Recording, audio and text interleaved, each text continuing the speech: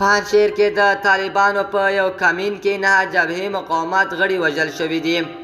سلام ستړي مه شئ، وخت مو په خیر. په سلامونو مارکلی کوم ګرانو لیدونکو. که غواړئ د تازه او مهمو پیښو څخه خبر شئ نو همدا اوس سره د تان پلس چینل سبسکرایب کړئ. پنجشیر کې ځایي سرچینې وایي چې په شتل ولسوالۍ کې د طالبانو یو کمین په پایله کې 9 جبهې مقاومت غړي وژل شوي دي. د سرچینو په وینا دغه پیښه یکشنبې ماښام د غبرګولي پر 22مه د شتل ولسوالۍ په دوابي سیمه کې شوې ده.